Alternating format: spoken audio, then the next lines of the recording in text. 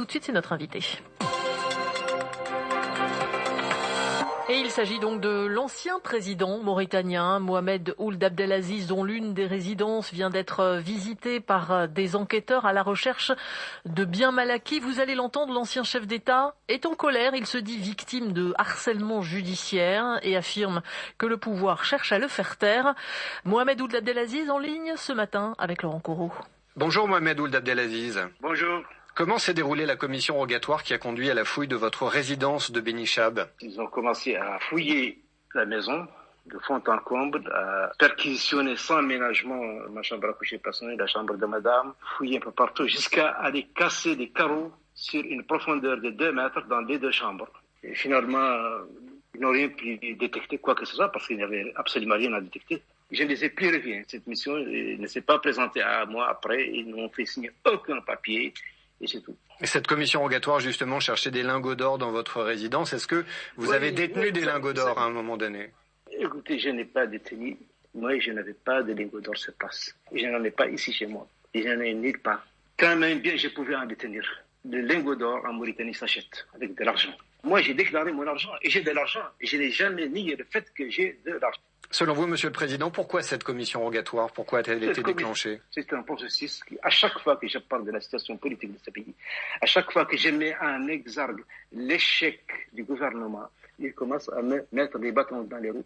Tout ce que je suis en train d'endurer actuellement est le fait des politiques qui se sont agglutinés autour du président actuel et qui étaient pour la plupart des opposants de mon pouvoir passé. C'est une procédure qu'ils ont engagée pour me régler le compte.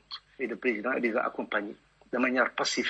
Cette histoire a commencé il y a de cela 1 année et quelques, depuis novembre 2019, quand je suis revenu et j'ai trouvé que le parti que j'avais créé était en train de se disloquer par le fait de quelques individus issus de sa région, pour la plupart malheureusement.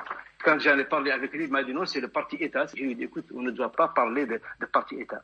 Nous ne souhaitons pas être dans une dictature, donc ne me parlez pas de parti État. C'est un parti que j'ai créé, effectivement. Et ne me dites pas que c'est votre parti et que c'est le parti État. Est-ce que vous voulez dire, Monsieur le Président, qu'on vous fait payer le fait que vous ayez voulu garder le contrôle de l'UPR, l'Union pour la République? On me fait payer le fait de vouloir exister en tant qu'homme politique de ce pays. C'est tout. C'est le président en personne qui est entouré par des individus qui veulent s'accaparer du pouvoir et qui se sont partagés les biens de ce pays. Vous avez le sentiment, Mohamed Ould Abdelaziz, qu'on veut vous faire taire? Non, je n'ai pas de sentiment, j'ai la certitude.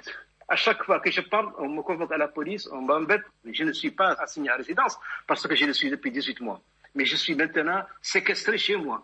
Je ne peux pas sortir de chez moi. Vous ne sortez de chez vous que pour aller signer à la police. Pourquoi on ne me laisse pas en paix? Pourquoi on ne me laisse pas parler? On me fait taire parce que je dis la vérité et que je ne fais pas partie des gens qu'ils arrivent à corrompre et que je ne fais pas partie des gens qui ont peur d'eux, c'est tout. Est-ce que vous pensez que vous inquiétez le président Razouani? Mais je les inquiète tous, pas lui seulement. J'inquiète Razouani, j'inquiète son gouvernement parce que j'estime qu'ils ne sont pas sur la bonne voie. C'est des gens qui n'ont aucune vision pour le pays.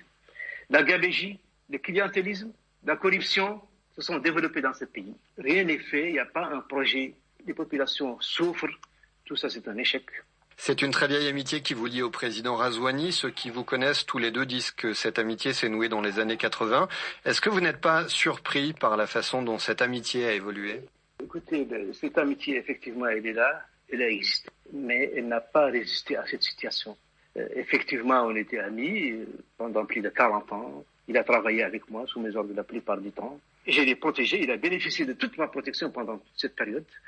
Maintenant, je ne cherche pas sa protection. Je suis un homme politique.